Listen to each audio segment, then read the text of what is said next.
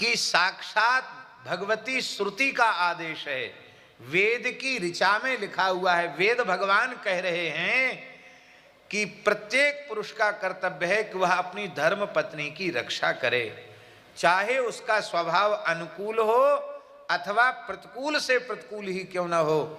यदि पाणी ग्रहण कर लिया है तो उसके साथ निर्वाह करे, उसका कभी त्याग न करे, क्योंकि उसकी रक्षा यदि वह नहीं करता है तो वो कहीं न कहीं चली जाएगी और किसी दूसरे पुरुष से उसका संपर्क होगा, तो उससे जो संतान होगी वो वर्ण संकर होगी।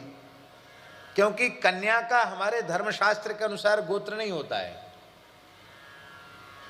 जहां पैदा हुआ तो पिता का गोत्र है, और जहां विवाह हुआ वहां पति के गोत्र से वो गोत्रित हो जाती है। तो एक बार पति के गोत्र से गोत्रित हुई, अब दूसरे गोत्र वाले पुरुष ने उससे संपर्क किया और उससे संतान पैदा की, तो वो वर्ण संकर संतान होगी। तो वर्ण संकर जो संतान है वो पितरों को स्वर्ग से नीचे गिरा देती है, और जो व्यक्ति अपनी पत्नी का त्याग कर देता है उसको धर्म कर्म करने का अधिकार नहीं रहता है, धर्माचरण में बाधा आ जाती है। देखो, 3 पुरुषार्थ हैं गृहस्थ के पास, धर्म, अर्थ और काम। धर्म का मूल भी उसकी पत्नी है, इसलिए उसको धर्म पत्नी कहा जाता है। अर्थ का मूल भी पत्नी है और काम का मूल भी पत्नी है। तो त्रिवर्ग की सिद्धि जिससे होती है उसका त्याग नहीं करना चाहिए।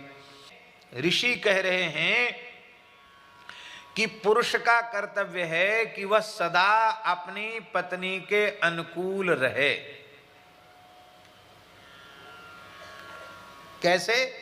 बोले जैसे बुरे स्वभाव का होने पर भी पत्नी पातिव्रत धर्म का पालन करती है, पति के साथ गुजारा करती है, तो एक तरफ की ही जिम्मेवारी थोड़ी है, दोनों तरफ की जिम्मेवारी है।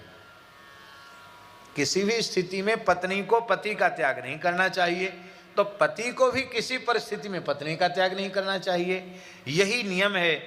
दुस्शीलापि तथा भार्या पोषणीया नरेश्वरो, बुरे स्वभाव वाली पत्नी का भी पोषण धर्मनिष्ठ पति को करना चाहिए। ब्राह्मण, क्षत्रिय, वैश्य अथवा शूद्र कोई भी क्यों न हो, पत्नी के न रहने पर भी वह कर्मानुष्ठान करने के योग्य नहीं होता। पुरुष वर्ग के लिए एक पत्नी व्रत की व्यवस्था है, तो एक ही पत्नी में भाव रखें। इसलिए जिसने अपनी पत्नी को त्याग दिया उसका तो सर्वनाश हो गया। इसलिए कानूनी तौर पर भी सच्ची बात है कि भारत राष्ट्र में ये विच्छेद वाली व्यवस्था ही समाप्त कर देनी चाहिए। एक बात और कह देते हैं, वो जरूरी है कहना। आजकल बुरा नहीं मानना, माताओं को बुरा मानना भी नहीं चाहिए। माताएं कहती कि नहीं, हम तो अपना धंधा करेंगे, अपना जॉब करेंगी, नौकरी करेंगी, हम अपना कमाएंगी, जिससे हमको किसी के अनुशासन में न रहना पड़े। यह प्रवृत्ति अच्छी नहीं है। शास्त्रों में लिखा है, जो पुरुष स्त्री की कमाई खाता है उस पुरुष के हाथ से देवता आहुति नहीं लेते, अग्नि यज्ञ में पूजा स्वीकार नहीं करते, पितर उसके हाथ से जल नहीं लेते हैं। स्त्री को कमाना पड़े तो पुरुष किस काम का? घर की कोई ऐसी परिस्थिति हो करना पड़े तो बात अलग है, लेकिन इस तरह से जो परंपरा चल पड़ी है कि पुरुष अलग नौकरी कर रहे हैं, स्त्रियां अलग कर रही, भाई कमा किसके लिए रहे हो? सुखपूर्वक खा भी नहीं सकते, किसके लिए कमा रहे हो? पुरुष वर्ग से अधिक जिम्मेवारी माताओं के ऊपर है, क्योंकि धर्म कर्म सब उनके द्वारा ही घर में सुरक्षित होगा, बच्चों को अच्छे संस्कार भी उनके द्वारा ही मिलेंगे। इसलिए उस परंपरा का निर्वहन किया जाना चाहिए। श्री वृंदावन बिहारी लाल की जय।